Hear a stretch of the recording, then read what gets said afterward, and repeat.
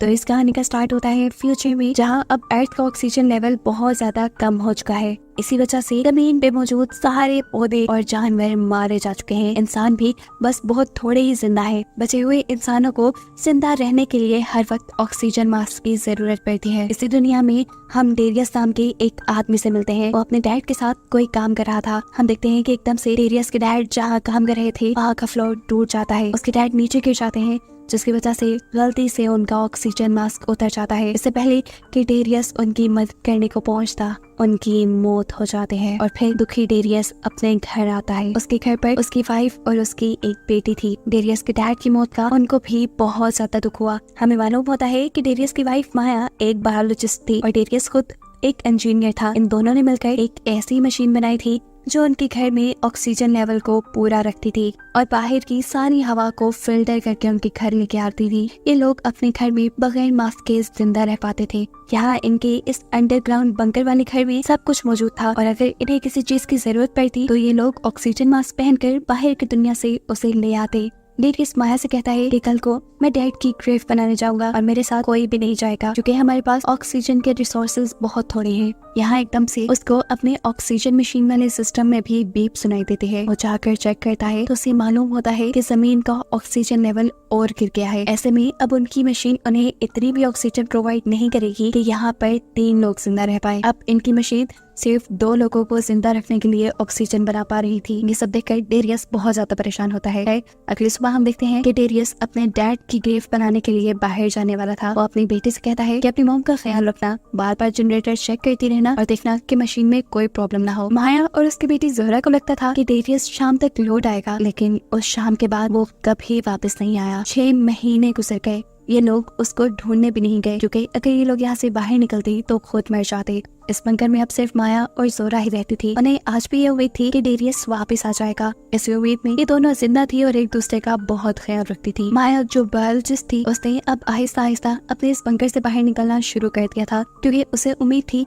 कि कहीं न कहीं वो इस जमीन को दोबारा से जिंदा कर सकती है। वो हर रोज यहाँ पर पौधा लगाती थी इस उम्मीद से कि शायद कोई तो पौधा बढ़ेगा, लेकिन आज तक का लगाया उसका हर पौधा मर रहा था। जोहरा को अपने डैड डेरियस की बहुत ज्यादा कमी फील होती थी। यहाँ पे उसे अपने डैड बहुत याद आते थे और अब तो वो तंग भी आ चुकी थी इस इंतजार से। इसीलिए वो माया से कहती है, मॉम मैं बाहर जाना चाहती हूँ, मैं डैड को ढूंढने की कोशिश करना चाहती हूँ। जिसके जवाब में माया कहती है, बस जोहरा बहुत हो गया। कितनी मर्तबा हमारी इस बात पे बहस हुई है और मैंने कितनी मर्तबा कहा है कि हम यहाँ से बाहर दूर नहीं जा सकते। अपनी मॉम का रूड बिहेवियर देखकर जोहरा उनसे नाराज हो जाती है, लेकिन वो कितना भी नाराज रहती। अगले दिन माया जैसे ही बंकर से बाहर आई पौधे लगाने के लिए, तो यहाँ आकर जोहरा ने अपनी मॉम से माफी मांग ली। इससे पहले कि अब ये लोग अपने बंकर में वापस जाते, इन्हें यहाँ पर 2 लोग दिखाई दिए जिनसे डरकर ये लोग बाहर ही एक गाड़ी के पीछे छुप जाते हैं। माया देखते हैं कि वो दोनों लोग इन्हीं के बंकर के पास जाकर जोर जोर से बंकर नॉक कर रहे थे, ऐसे जैसे उन्हें पता हो कि यहाँ कोई रहता है। इनको देखते हुए जोहरा माया से कहती है, मुझे लगता है कि इन्हें किसी मदद की जरूरत है। लेकिन माया अच्छे से जानती थी कि अब इस दुनिया में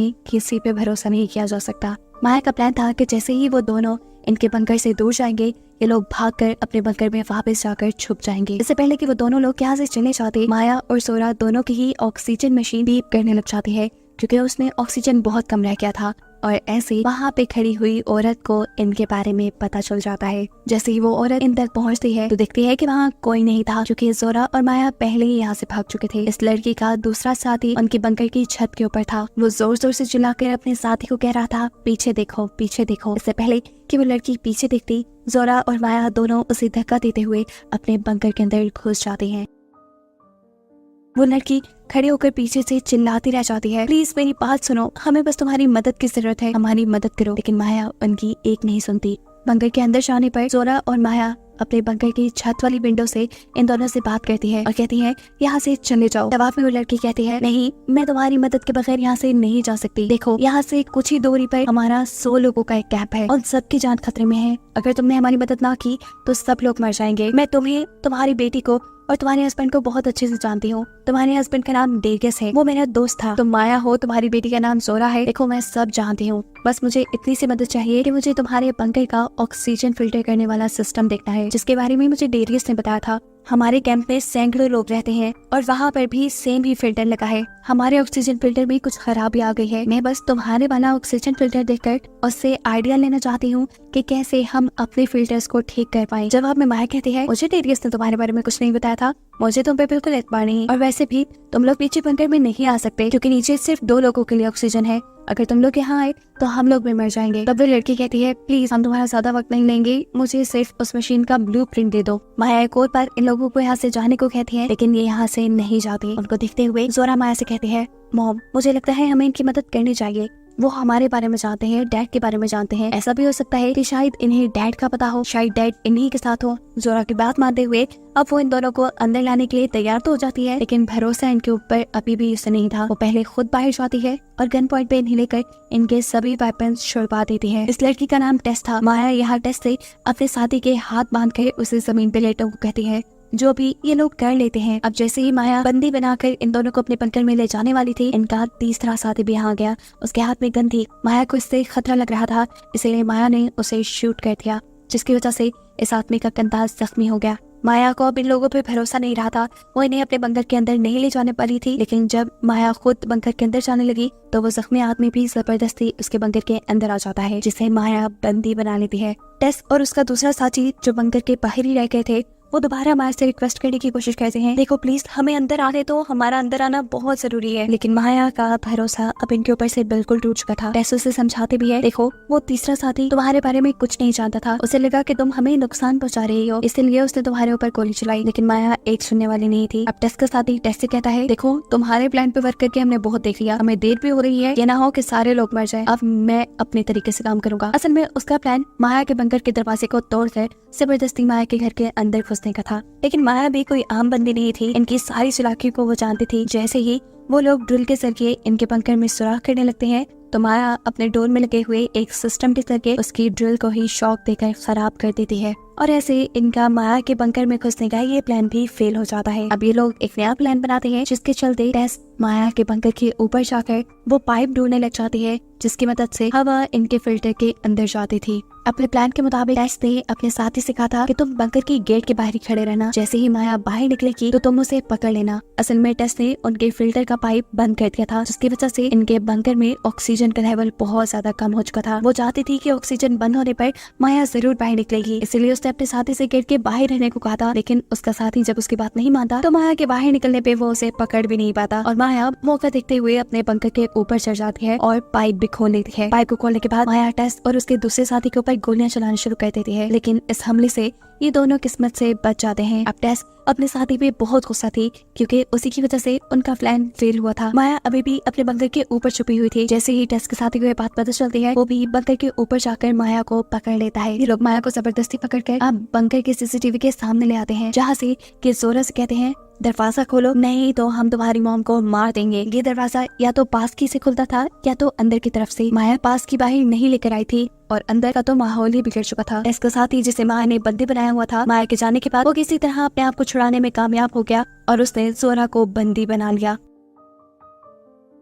खुद इसका काफी सारा खून बह चुका था, ऐसे में वो खुद मर गया और जोरा भी बेचारी ये गेट खोलने के काबिल न रही। जोरा अपनी सिचुएशन के बारे में भी उन्हें नहीं बता पा रही थी, क्योंकि गेट का माइक उससे बहुत दूर था और वो खुद तो बंधी हुई थी। खैर वो इस टाइम कोशिश करती है और माइक को किसी तरह अपने करीब करके उसमें बोलना शुरू करती है। वो इन्हें बताती है कि शायद वो आदमी मर चुका है और मुझे उसने मरने से पहले बांध दिया था और ऐसे में वो दरवाजे को नहीं खोल सकती। ये बात सुनकर टेस और टेस के दूसरे साथी को बहुत ही ज्यादा गुस्सा आ जाता है। गुस्से में टेस अब माया से कहती है, देखो अंदर तुम्हारी बेटी भी फंसी है, उसे बचाने के लिए तुम क्या करोगी, तुम क्या कर सकती हो इस बंकर को खोलने के लिए, वो करो। तब माया कहती है, सिर्फ एक रास्ता है, लेकिन उसके लिए हमें बहुत दूर जाना पड़ेगा। एक और पास की है जो डेरियस के पास थी, लेकिन डेरियस आज से 6 महीने पहले घर से निकला था और आज तक वापस नहीं लौटा। यहाँ एक बहुत बड़ा सच ये रिवील होता है कि माया ये बात जानती थी कि डेरियस मर चुका है, क्योंकि उसे डेरियस का एक लेटर मिला था जिसमें लिखा था कि अब उनके बंकर में सिर्फ 2 लोगों के लिए ही ऑक्सीजन है और उसने हम दोनों को बचाने के लिए अपने आप को मार डाला।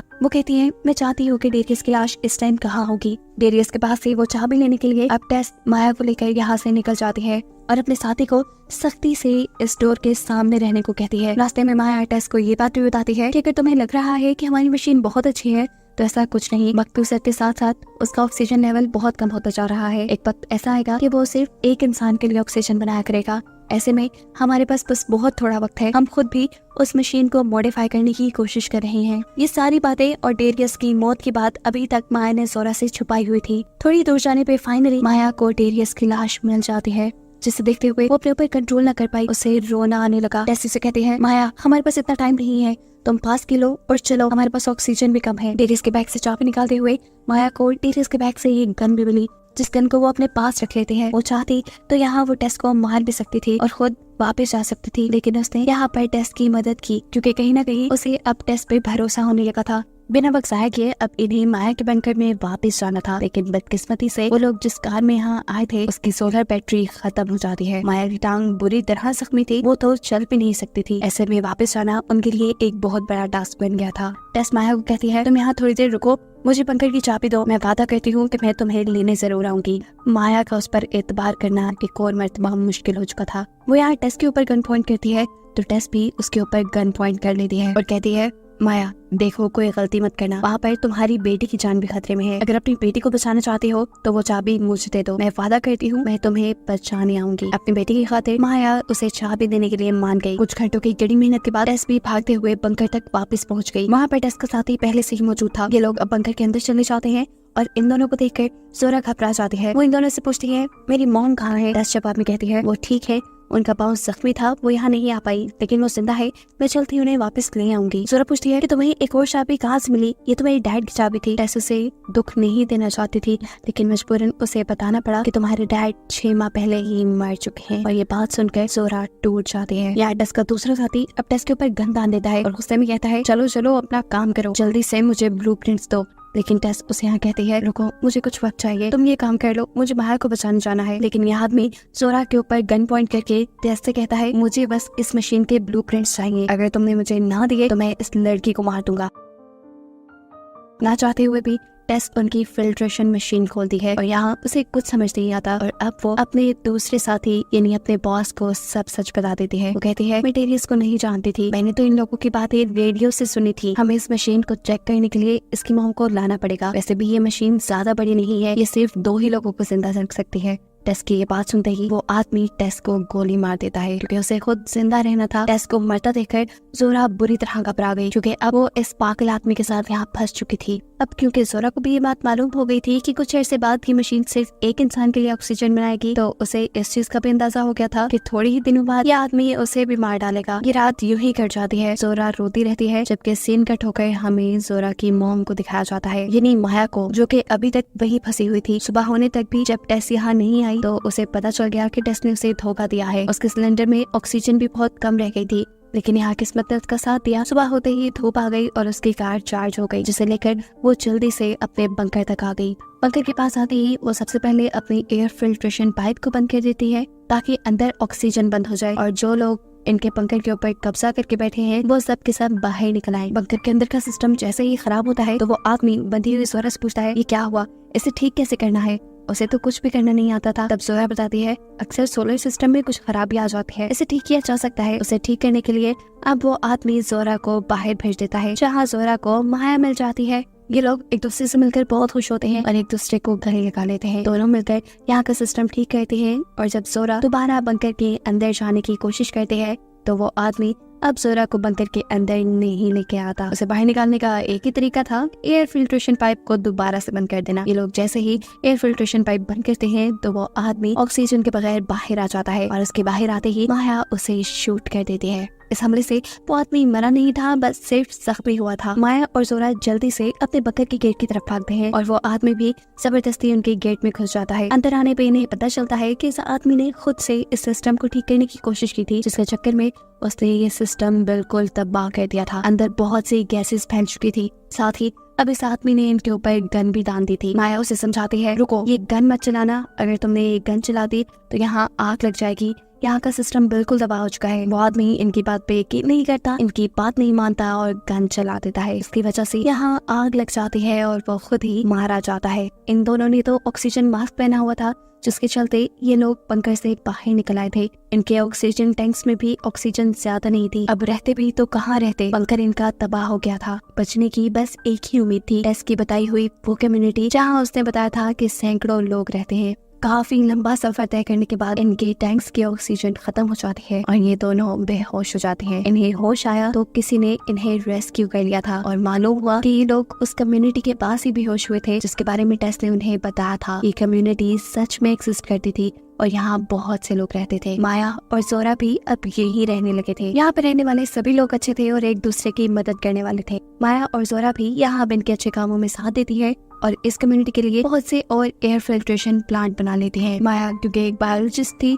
उसने खराब कंडीशंस में भी पौधे उगाने के तरीके निकाल लिए थे। पौधे उगने लगे थे और सभी लोगों में ये उम्मीद जाग गई थी कि अब कभी न कभी ये अर्थ दोबारा पहले जैसी हो जाएगी। चाहे इसमें वक्त लगेगा, लेकिन हो जाएगी। अपनी इस कामयाबी से जोरा और माया भी बहुत खुश थे, जिन्हें दिखाते हुए ये कहानी खत्म हो जाती है।